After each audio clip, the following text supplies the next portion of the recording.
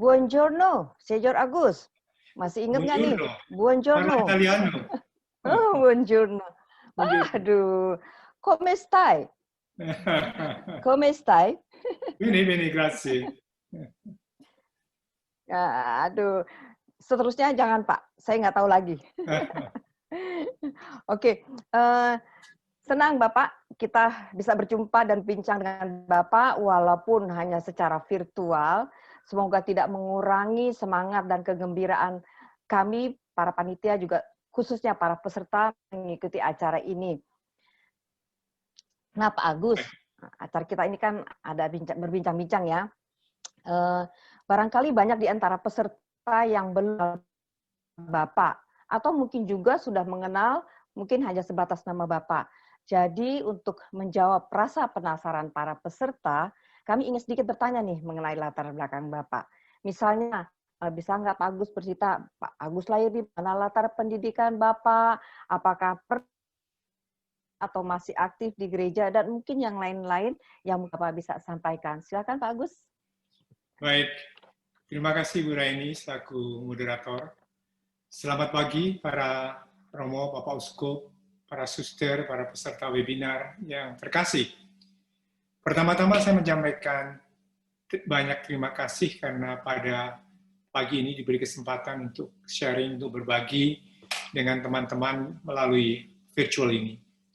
Tapi sebelum saya sedikit memperkenalkan diri, izinkan saya juga menyampaikan selamat Dirgahayu Republik Indonesia yang ke-75, dan juga selamat kepada Paroki Santa Monica yang merayakan Pesta Nama Santa Monica yang ke-25.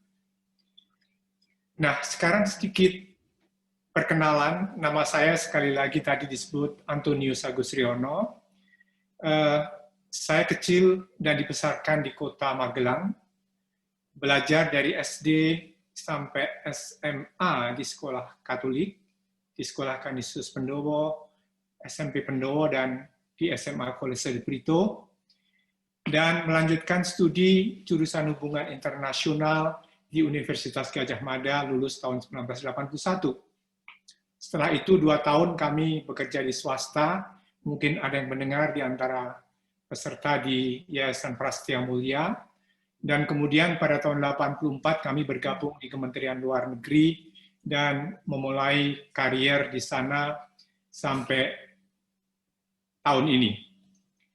Dan penugasan kami pertama di Belanda, kemudian yang kedua di New York untuk Perserikatan Bangsa-Bangsa, kemudian penugasan ketiga di Lisabon di Portugal, penugasan yang keempat saya sebagai wakil duta besar di Moskow, Rusia, penugasan yang kelima di Wellington sebagai duta besar Republik Indonesia untuk Selandia Baru, dan last but not least, kami 4,5 tahun baru saja menyelesaikan tugas sebagai duta besar Republik Indonesia untuk Takhta Suci Vatikan. Waktu kecil, saya aktif sebagai putra altar, dan puji Tuhan bahwa di antara 4 putra altar ini, saya satu-satunya yang tidak menjadi pastor. Karena 3 di antaranya menjadi pastor, mungkin para peserta ingat. Pertama adalah Romo Rio Mursanto, SJ. Beliau pernah menjadi kepala sekolah di SMA Kanisius. Kemudian yang kedua, Pak Romo Baskoro Pujinigroho, SJ juga, masih di Jakarta. Dan yang ketiga adalah mungkin juga kenal Romo Bambang Martejo, MSF. Jadi dari 4 putra altar aktif ketika itu di Magelang, saya hanya satu-satunya yang tidak diterima sebagai imam. Itulah kira-kira sedikit perkenalan kami, dan semoga sedikit bisa nanti memudahkan, mencairkan dialog kita pada pagi hari ini. Terima kasih Ibu Raini.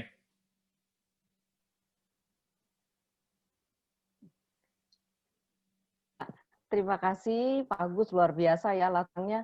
Itu dari itu Bapak, ya ini perutusan nyata beda Pak. Yang 3 lain, yang Bapak sendiri ada di, kalau Bapak ikut pastor, Bapak nggak ada di sini nanti. Kira-kira gitu ya Pak? Iya. Iya, terima kasih. Pasti cerita latar belakang itu panjang sekali Pak ya.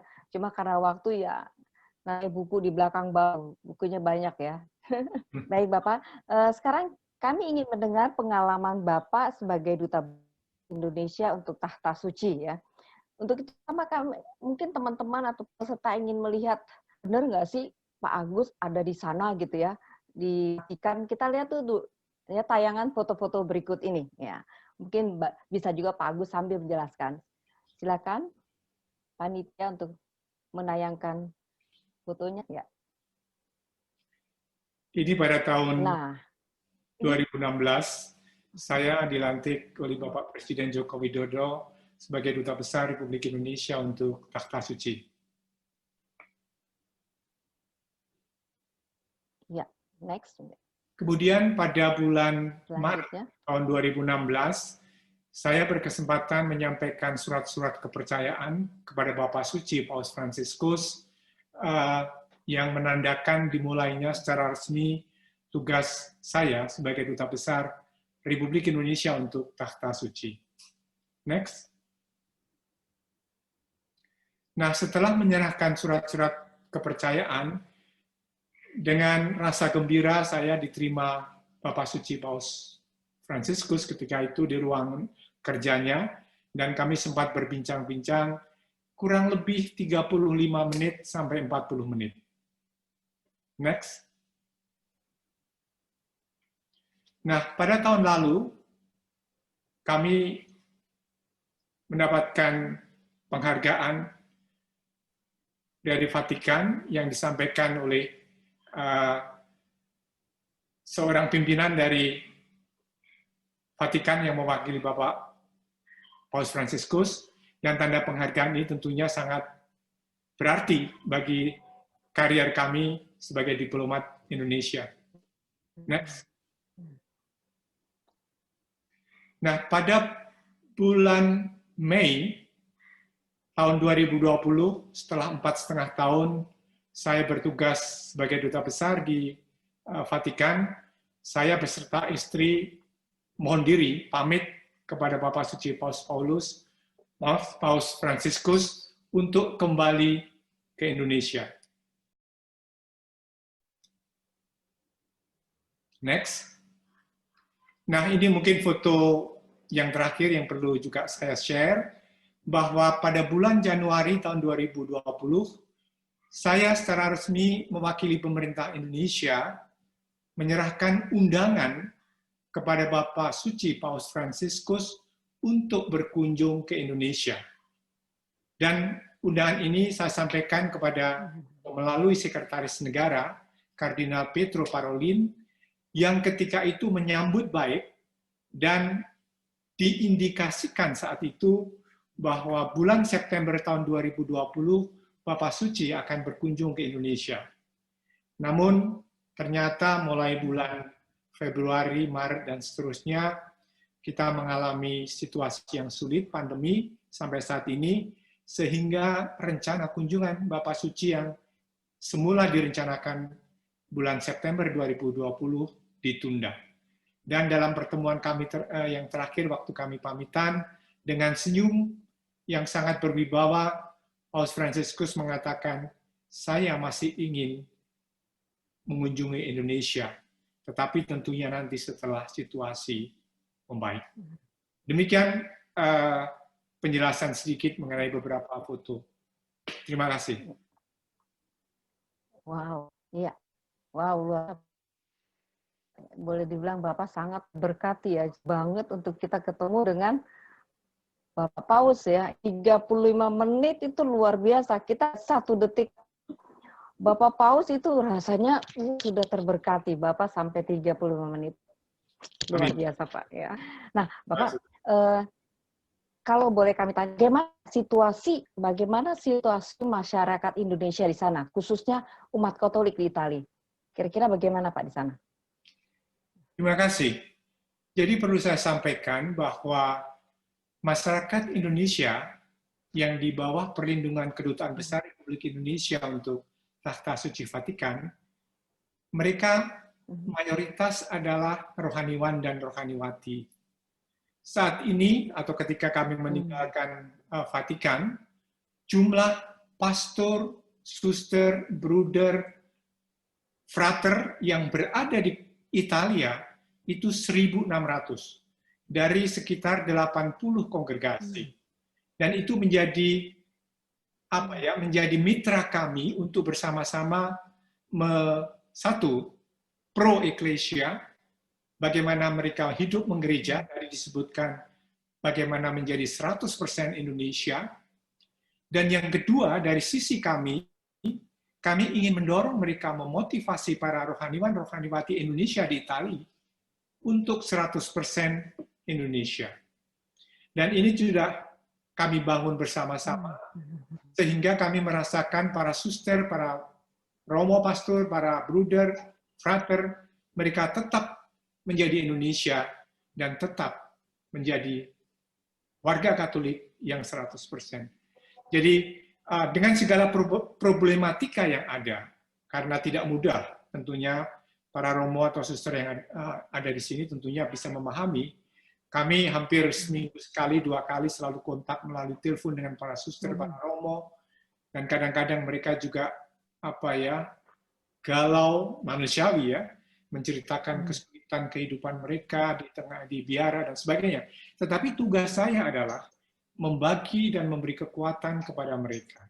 Ini yang menjadi inti daripada penugasan kami 4,5 tahun di Vatikan. Dan puji Tuhan bahwa secara umum mereka baik. Terakhir sebelum kami pulang ke Indonesia, tercatat ada 7 suster dan 1 romo yang terinfeksi COVID-19. Tetapi ketika kami kembali ke Indonesia, puji Tuhan mereka bisa recover, bisa pulih, dan saat ini mereka sehat semuanya. Itulah beberapa pengalaman yang saya rasakan di Italia selama 4,5 tahun. Demikian Bu Raini. Ya, terima kasih Pak Agus. Kalau dilihat di sini, kira-kira seberapa penting Vatikan memandang Indonesia dalam hubungan antar negara? Kira-kira gimana Pak? Baik. Hubungan diplomatik Indonesia dengan Vatikan atau Takhta Suci itu berlangsung sudah 70 tahun. Dan Vatikan atau Takhta Suci termasuk yang awal mengakui kemerdekaan Indonesia. Jadi hubungan 70 tahun Indonesia dan Vatikan atau Takhta Suci itu sangat intens. Dan memang perlu juga saya share sebelumnya bahwa di antara 20 duta besar ini, puji Tuhan bahwa saya baru yang kedua beragama Katolik menjadi duta besar di Vatikan. Pada umumnya mereka bukan Katolik. Tetapi bagi saya ini merupakan satu panggilan dan anugerah yang bisa saya rasakan sampai dengan hari ini. Dan kembali tadi kepada permasalahan yang utama adalah bahwa Vatikan menghargai Indonesia karena 2 hal. Pertama, adalah masyarakat Indonesia adalah masyarakat yang majemuk, dan ini disadari penuh oleh Vatikan. Di mana 90% kurang lebih masyarakat Indonesia beragama Islam, sedangkan hanya 3% kurang lebih beragama Katolik, 7% Protestan, Hindu, Buddha, dan lain-lain. Jadi kemajemukan Indonesia ini menjadi perhatian. Dan nyatanya secara relatif bangsa kita bisa mengelola, merawat keragaman ini. Ini sangat dihargai. Dan ketika saya tadi 40 menit bertemu dengan Bapak Suci ketika itu, beliau juga sangat apresiasi sekali bahwa Indonesia mampu mengelola keberagaman ini dalam bentuk persatuan karena Indonesia memiliki Pancasila. Walaupun dengan sedikit catatan kecil tentunya, bahwa ya di sana-sini di dunia manapun, intoleransi itu tetap ada. Itulah kesan umum, apresiasi, penghargaan kepada kemajemukan, dan tentunya dasar negara kita, Pancasila, yang antara lain di sila kedua, kemanusiaan, itu menjadi pegangan bagi Paus Fransiskus. Humanity, kemanusiaan, adalah inti hubungan antar manusia. Demikian, Bu Reni. Iya, Jadi kalau kita lihat ternyata boleh dibilang Vatikan sangat mengapresiasi ya hubungan antar agama di Indonesia ya. Karena ya kemajemukannya tadi itu ya Pak ya. Oke, luar biasa ya. Nah, ya sekarang kita lihat nih kan situasi sekarang nih kita udah sebut-sebut tadi ya pandemik ya yang tengah terjadi di dunia ya pada umumnya. Nah, kira-kira nih kita juga pengen dengar sih walaupun di luar dari ini ya. Kira-kira bagaimana pengalaman dan situasi saat pandemik melanda di sana gitu. Bagaimana gitu? Pengalamannya Bapak melihatnya kan beritanya luar biasa sekali di sini tentang Italia kan. Betul. Baik. Sebagaimana diketahui bahwa setelah sekitar bulan Januari ya, setelah COVID-19 merebak di China, negara Eropa pertama yang mengalami guncangan pandemi ini adalah Italia. Ketika itu saya masih ingat bahwa kira-kira pertengahan Februari kami sudah lockdown, tidak ke kantor, dan hanya setelah 3 bulan kemudian, sekitar bulan Mei, baru kami bisa ke kantor. Secara pribadi, mungkin Bapak Ibu sekalian juga mengalami saat ini, secara pribadi terus terang, saya mengalami tekanan yang tidak mudah. Karena biasa aktif, biasa aktif, tiba-tiba saya harus di rumah selama kurang lebih 3 bulan. Saya harus bisa mengelola diri saya bersama-sama staf yang lain untuk bisa melakukan atau mengerjakan sesuatu secara virtual. Ini yang pertama. Kedua, tadi Ibu moderator Bu Raini mengatakan bagaimana situasi di Italia ketika itu dan situasi Indonesia. Saya boleh mengatakan bahwa situasi masyarakat Indonesia dan Italia saat ini dan beberapa waktu yang lalu itu hampir sama. Pertanyaannya, mengapa kok bisa terjadi? Yaitu begini, budaya orang Italia dan budaya orang Indonesia itu relatif sama.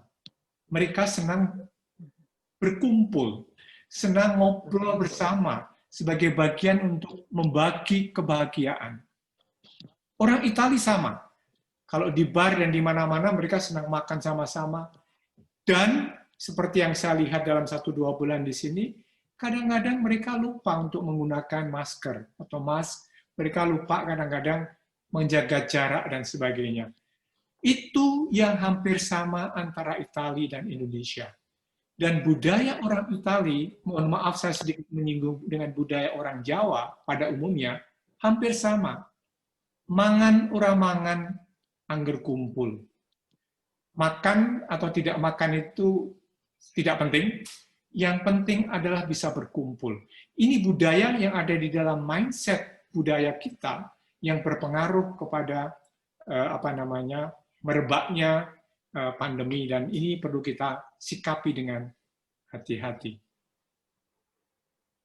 Demikian. Iya.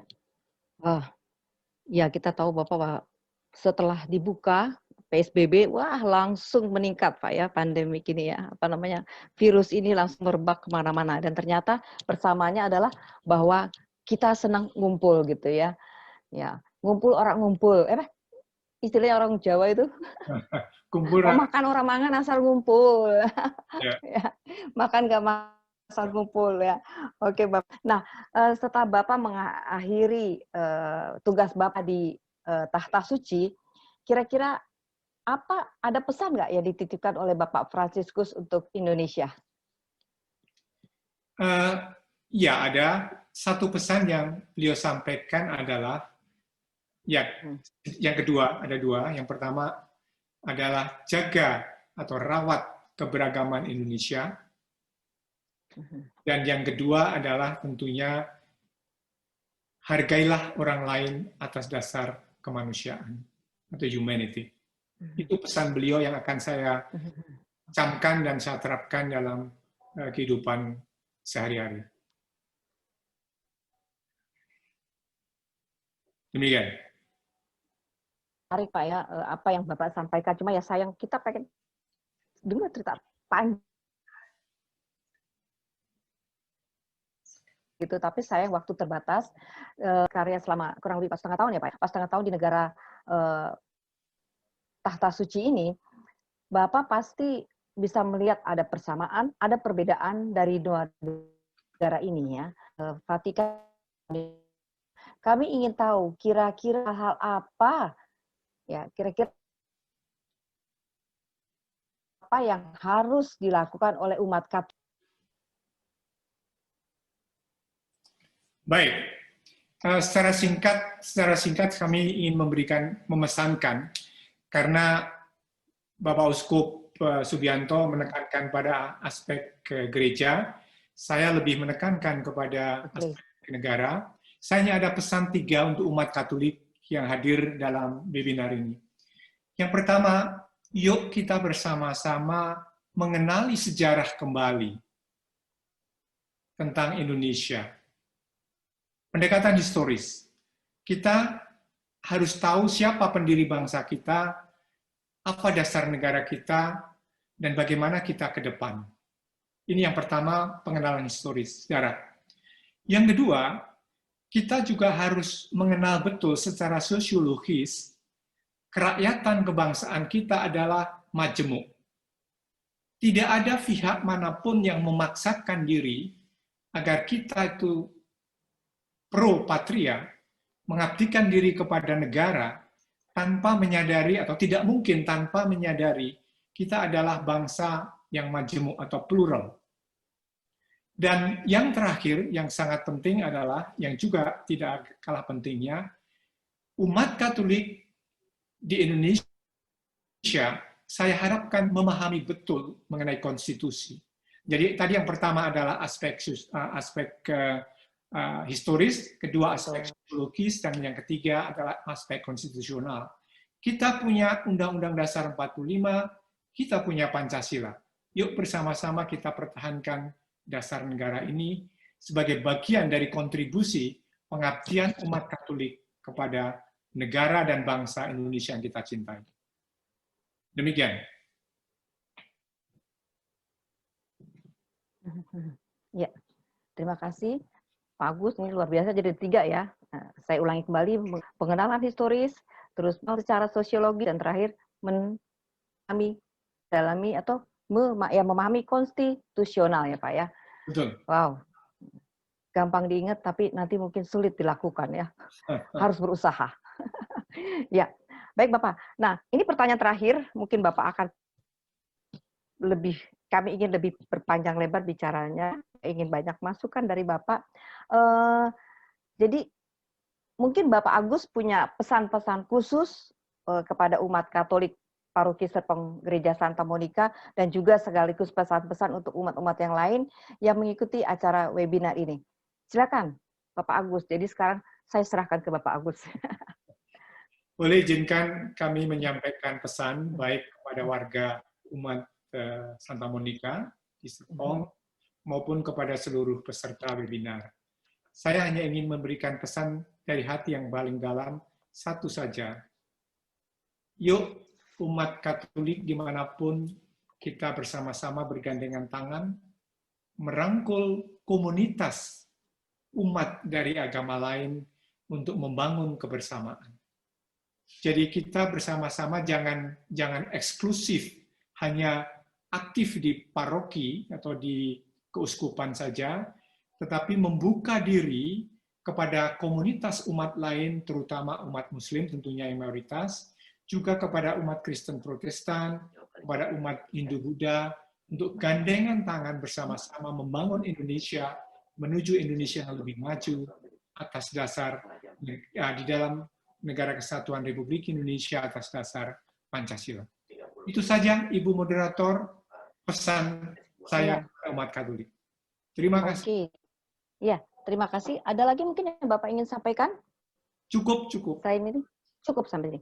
Kalau begitu mungkin kalau itu tadi adalah pertanyaan-pertanyaan dari saya, mungkin juga ada dari peserta ingin bertanya. Apakah ada waktu untuk bertanya ya? Ada ya? Oke, ya. Baik. Boleh ininya ya, pertanyaan-pertanyaannya? Sebentar, saya cek dulu Pak ya. Sudah masuk loh. Ya. Bu, oke. Oh ya, silakan Bu Moli, pertanyaannya. Ya. Selamat siang Bu Reni, terima kasih. Selamat siang Romo Adi, dan Romo-Romo yang lain. Selamat siang Pak Agus. Selamat siang. Cuman ada 2 pertanyaan. Satu dari Devario Delano. Kalau boleh tahu Pak Agus, Pak Agus berbincang dengan Bapak Suci Paus Fransiskus dengan menggunakan bahasa apa? Latin, Inggris, jelas bukan bahasa Indonesia kan? Oke, sudah? Ya, itu dulu satu-satu. Jadi begini, pada pertemuan pertama ketika saya menyerahkan surat-surat kepercayaan, bahasa yang digunakan itu resminya, saya menggunakan bahasa Indonesia, Paus menggunakan bahasa Itali, karena keterbatasan bahasa Itali saya ketika itu. Tetapi di tengah-tengah situasi yang kalau informal, agak sedikit santai begitu, Paus menggunakan bahasa Inggris, dan saya juga menanggapi dalam bahasa Inggris. Jadi ada 3 kombinasi. Pertama, bahasa Indonesia karena itu harus digunakan sebagai bahasa resmi. Paus menggunakan bahasa Itali dengan 1 translator atau penerjemah. Tetapi kalau sudah agak santai, kami menggunakan bahasa Inggris. Itu pertanyaannya kan tadi ya? Iya, betul Pak. Yang kedua, mungkin dari Romo, pas pembicaraan di tengah pembicaraan, Romotinus bertanya, apa ada insight lain selain masa pandemi? Mungkin tadi Pak Agus sudah ada sedikit menyinggung, ataukah masih ada tambahan Pak Agus? Mengenai, maaf, diulang mengenai apanya? Apa ada insight lain selain masa pandemi? Jadi pas pertengahan Bapak bercerita tadi masa pandemi antara Indonesia dan Itali kurang lebih sama, jadi Promotinus ada bertanya ini. Selanjutnya Pak Agus kan sudah bercerita lagi, ada lagi yang lanjutannya. Mungkin ada tambahan lagi nggak Pak? Baik, ada satu tambahan, tetapi ini berlaku tidak hanya di Italia maupun di Indonesia, yaitu bahwa Misa Kudus semua dilakukan secara virtual, secara virtual. Tetapi berbeda dengan Indonesia, saya harus terus terang mengatakan, di Italia banyak sekali komunitas atau pihak-pihak yang kurang begitu setuju dengan misa yang dilakukan secara virtual. Tetapi mengingat pandemi yang begitu meluas, maka akhirnya Paus sendiri, kalau kami melakukan misa Paskah misalnya, tetap secara virtual. Tetapi ada pro kontra sedikit mengenai misa yang dilakukan secara virtual. Demikian, Ibu Moli. Romotinus ada yang mau ditanyakan atau saya lanjut aja? Romotinus bisa unmute mic-nya. Cukup, Bu. Oh ya, terima kasih Romo. Selamat pagi, siang. Terus ada pertanyaan dari Ibu Dewi Mulyati. Apa latar belakang membuat Taman Borobudur di Vatikan? Bisa dibantu Pak Agus? Selamat siang Ibu Dewi. Kalau tidak salah kita pernah bertemu ya Bu Dewi ya. Oke, pertanyaannya adalah mengenai apa latar belakang pembangunan Taman Borobudur Museum Vatikan. Saya lupa tadi menyampaikan bahwa salah satu hal yang sangat ikonik dan historis yang kita punyai, Indonesia punyai di Vatikan, adalah kita membangun monumen Borobudur. Waktu itu kita bekerja sama dengan pemerintah Indonesia, disetujui Presiden, dan kemudian anggaran dari Kementerian Pariwisata, mungkin total sekitar 10 miliar rupiah lah ya. Dan kita di sana punya monumen yang cukup besar, dan nilai atau esensi dari Taman Borobudur adalah pertama bahwa Borobudur dibangun atau dimiliki oleh masyarakat Buddha ada di Indonesia yang mayoritas penduduknya beragama Islam, tetapi dibangun di Museum Vatikan yang notabene dimiliki oleh Gereja Katolik. Jadi kebersamaan di antara agama inilah yang ingin kita pesankan kepada dunia, di samping tentunya kalau begini, satu hari Museum Vatikan itu dikunjungi hampir 7.000 orang, satu hari. Kalau mereka melihat monumen Borobudur, mini Borobudur, kita berharap mereka akan melihat atau ingin berkunjung ke Borobudur di Magelang untuk bisa menyaksikan kebenarannya. Jadi intinya sekali lagi adalah bahwa Borobudur milik komunitas beragama Buddha, dibangun di Indonesia yang mayoritas beragama Islam atau Muslim, dan ditempatkan di Museum Vatikan yang dimiliki oleh Gereja Katolik. Itulah intinya, Ibu Dewi. Terima kasih. Oke. Pertanyaan selanjutnya dari Christopher Teja. Seberapa dikenal negara Indonesia oleh orang Itali? Dan apa yang membuat dikenal? Boleh dibantu Pak Agus? Baik. Indonesia relatif cukup dikenal oleh orang Itali dilihat dari jumlah kunjungan wisata yang cukup besar sebelum pandemi. Jadi ini yang pertama, mereka mengenal Indonesia karena budayanya, karena keramah tamahan dan sebagainya. Yang kedua adalah bagi para rohaniwan asing yang berada di Italia, dari Amerika, dari manapun, mereka juga mengenal Indonesia karena keberagaman yang bisa dirawat bersama. Mereka sangat kagum itu dengan keberagaman dan sebagainya. Oleh sebab itu tadi saya pesankan, yuk kita bersama-sama untuk bisa merawat keberagaman ini. Jadi itulah kira-kira Pak Teja. Pertama adalah aspek terutama ya jujur saja terutama Bali ya dari segi pariwisata. Tetapi orang Italia banyak yang berkunjung ke Indonesia karena itu. Baik. Terima kasih.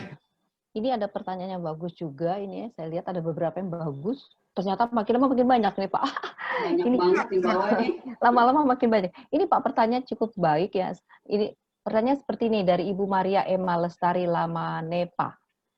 Seringkali kita tahu ada kunjungan saudara Muslim Indonesia untuk beraudiensi dengan Paus di Vatikan. Bagaimana prospek ke depan untuk hubungan baik ini menurut Pak Agus? Terima kasih. Mungkin selama 4,5 tahun di sana, saya sudah sekitar 4-5 kali mengunjungi atau mengundang saudara-saudara kita Muslim untuk bertemu dengan Paus.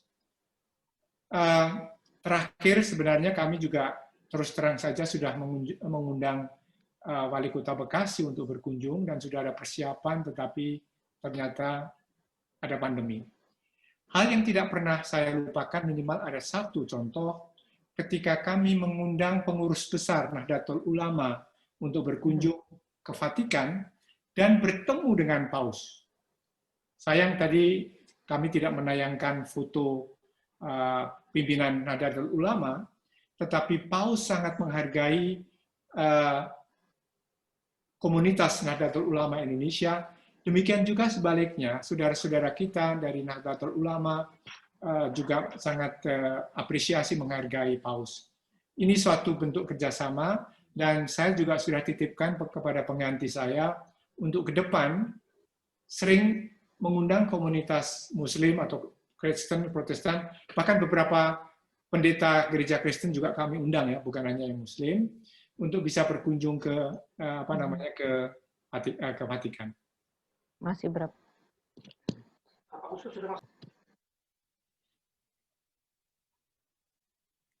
Demikian.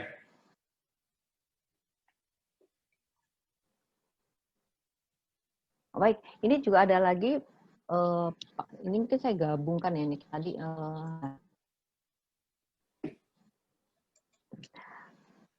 ini, apa tantangan terbesar selama menjadi seorang duta besar?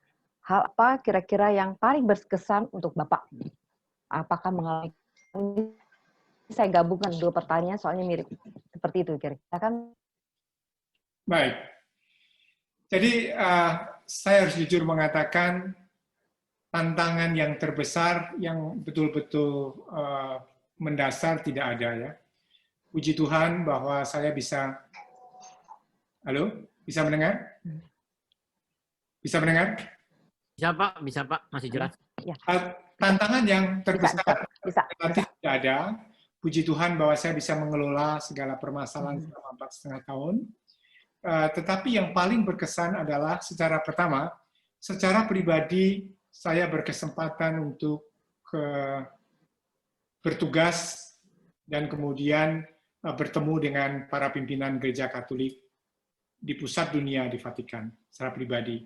Dari segi komunitas, saya berkesempatan untuk bisa mengenal hampir 1.600 rohaniwan-rohaniwati, sehingga kedekatan kami, kekuatan iman kami, itu bisa semakin dikuatkan oleh mereka.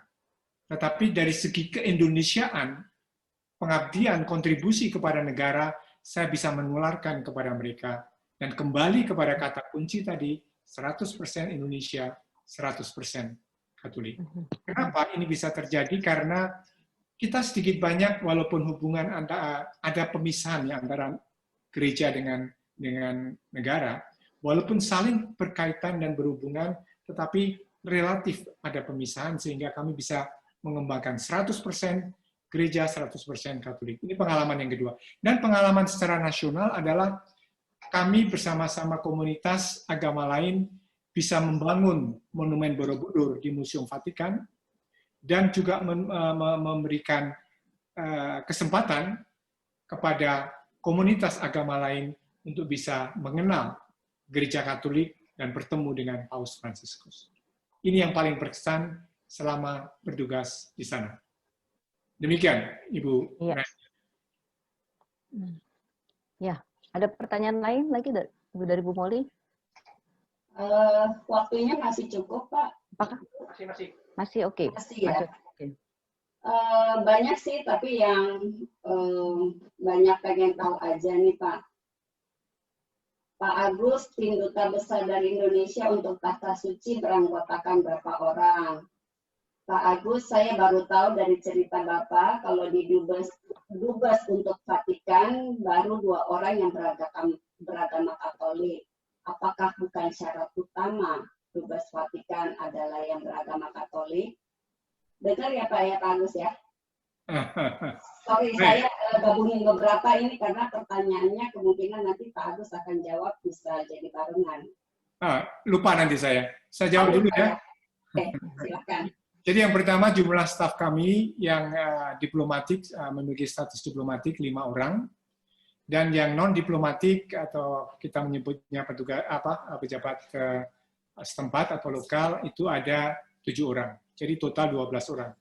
Dibanding dengan kedutaan besar lain relatif kecil ya, tetapi memang sudah cukup dengan 12 orang itu.